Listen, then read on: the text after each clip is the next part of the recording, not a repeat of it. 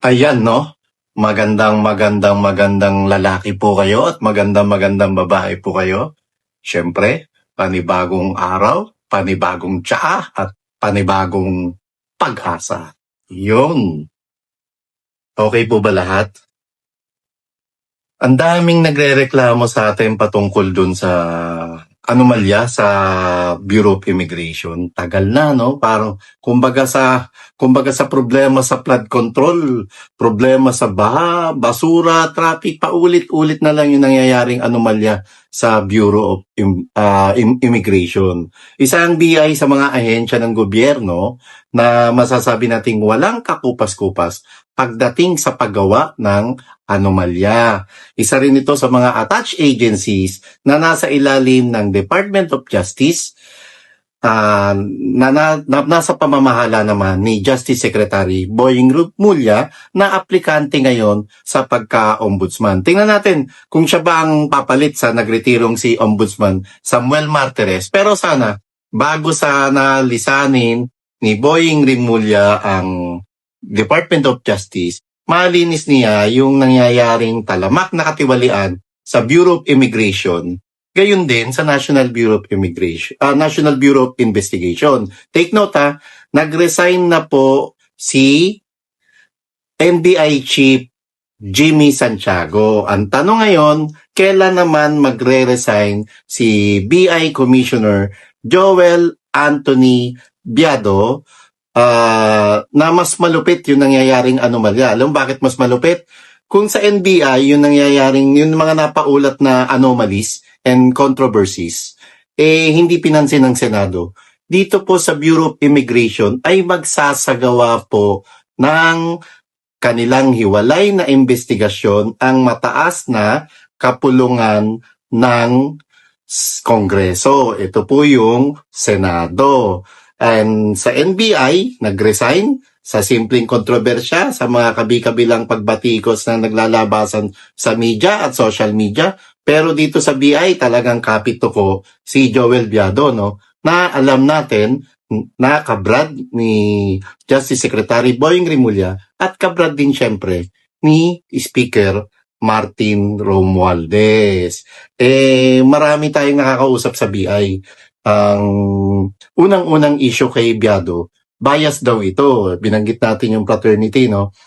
Pagkadating sa kanyang mga brads, talagang kontodo yung binibigay niyang favoritism. Ang fraternity po nila Speaker Martin at ni Justice Secretary Boying Rimulya, gayon din si Biado, ay Upsilon Sigma Pi. Walang masama sa fraternity. Pero dapat to, hindi nagagamit sa kabuktutan sa gobyerno. And si Biado, na bata ni Boying, alam na natin kung bakit sobrang lakas nito at bakit parang hindi ito natitinag sa kabila ng mga pagbatikos na ginagawa sa kanya ng mismo mga empleyado ng BI. Huwag natin kalimutan yung nakaraang vlog natin, hindi lamang Rodriguez at Rodrigo Duterte tagging ang nangyayari, kundi meron na ring Romualdez tagging at ito ang nagsisilbing purging para unti-unting tanggalin yung ilang mga malalapit kay Speaker Martin Romualdez base na rin sa galit nanggagalating galit ng isang Lisa Araneta Marcos dahil yung nangyayaring talamak na anomalya sa national budget likha umano ni Speaker Martin Romualdez na nakakaladkad at nadadamay na rin ang Marcos Jr. pati lalo ang kanyang liderato. Anyway, going back to Biado, wala raw itong pinagkakatiwalaan kundi ang kanyang mga kabrats, gayon din yung mga ilang mga kaskabrats din niya sa Mason. Shoutout sa Mason walang masama sa Mason. Marami tayong kilala sa Mason. Ang siste lang talaga, halos lahat ng nilalagay sa pwesto ni Biado, lalo na yung mga nasa airports, ay puro involved sa mga maanumalyang transaksyon gaya ng human trafficking. Take note, human trafficking. Yan talamak na human trafficking sa airport na perennial problem ng kahit sinong commissioner ang hindi na napipigilan ni Biado at sa halip ay lalo pang lumalala sa ilalim ng kanyang pamumuno. Huwag natin kalimutan, sana uso yung salitang pastillas, 'di ba, sa airport? At ang pasimuno rito ay ang mga taga Bureau of Immigration. Ang masaklap, iba-ibang grupo na ang umahawak ngayon ng mga katiwalian at anomalya sa Bureau of Immigration, partikular na sa NAIA Terminal 3 at Terminal 1. Yung iba dyan nasa Sunriser, Midlight at Graveyard na naka-duty. Nandyan din ang grupo ng magkapatid na Muslim. Alam ni Biado to at alam to ng mga kaibigan natin sa BI o ng mga empleyado ng BI. Nandyan din ang Batangas Group na namamayagpag din sa panahon ni dating BI Commissioner Norman Tansinco at yung sabuatan ng mga bisor ay probes at primary inspection para sa magpapalusot sa arrival at departure. Sabi nga ng ating informante, hindi naman daw napalitan ang namumuno dyan sa NAIA mula sa panahon ni Tansinco at Biado, kaya paano mapipigilan ang human trafficking sa airport? Kamusta na nga pala yung si Mekos dyan na dati ring miyembro ng Pastillas? And sa bagay, tila hindi naman napagtutunan ng pansin na ni iProbes Head Jane Hisod ang kanyang pamumuno dahil nakatuon ang concentration sa kanyang application for promotion bilang Senior Immigration Officer dyan sa DOJ. Nakakahiya namang i-promote ang ganitong klase na hindi naman effective sa kanyang trabaho at tama ba ako, Secretary Boying? And totoo ba ito? IRD Chief Rogelio Junjun Guevero, yung TBS na under ng IRD na nasa pamumuno ni Acting Chief Raymond Remillo na isa rin daw sa kabrad ni Biado at Hevero. Kamusta naman ang performance yan? At bago magalit yung mga binabanggit nating personalities, bukas po ang T-OP ni Puri sakaling gusto nilang magbigay ng kanilang tanig para na rin sa patas na paglablag o pamamahayag. Dahil matindi rin ang bulong-bulungan na may anomalya rin umano sa reviewer ng motion for reconsideration, grabe, di ba? Na sinusumite ng TBS para sa kaso ng mga overstaying foreign nationals na kinakailangan ng approval para hindi sila mabigyan ng order to leave sa kanilang pagiging overstaying sa bansa.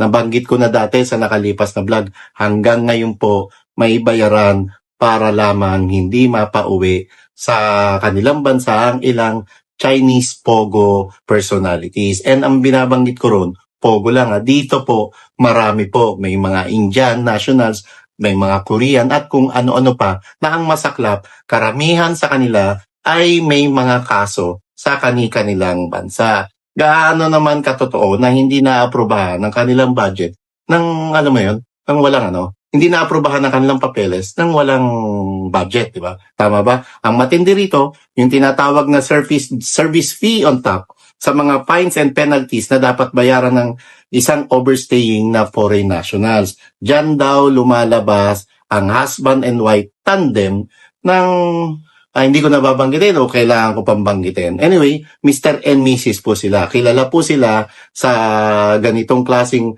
illegal na sistema sa BI. Nalaman din ng BSI official na may taripa pala ang singilin ng tongpats dyan sa TBS. And di ba pa natanggal sa pwesto yung isang hepe dyan? Ano pa ginagawa niya dyan? Nandyan din daw ang anomalya sa paggawad ng milyong-milyong halaga ng quota visa sa mga Chinese and Korean nationals na talagang pinagkakakitaan ng gusto. Sa mga Chinese nationals lang daw, umaabot na sa 5 to 7 million pesos ang bigayan ng quota visa. Samantalang sa Korea naman ay naglalaro sa 1 hanggang 1.5 million piso ang halaga. Nandyan din ang pagbibigay ng bail or piyansa sa mga foreign nationals, particular na sa mga POGOs na sa kabila ng direktiba na PBBM na ipa-deport sila, pinapayagan pa rin sila makapagpiyansa. Kaya talamak pa rin ang POGO na nahuhuli ng ating mga law enforcers dahil nakakabalik pa rin sila sa kanilang negosyo, particular na sa online gaming.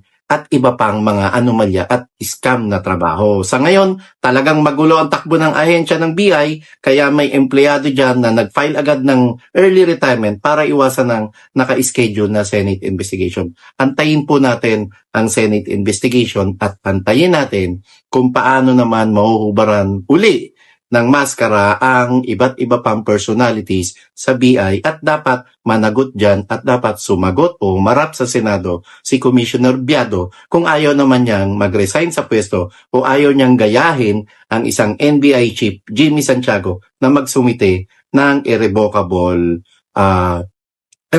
resignation. Isipin na lang na sa kasalukuyan, nasa power sila pero nangangatog yata sila ngayon kay Senator Dante Marcoleta na sigurado ko na may patutunguhan ang investigasyon ito at hindi na ito yung tulad dati na alam mo yun, for the show at para ma-satisfied lang ang mamayang Pilipino. Dahil sa pagkakataong ito, marami na siguro o natitiyak natin ang makukulong at masasampahan ng kaukulang kaso. Parang gusto ko nang maniwala na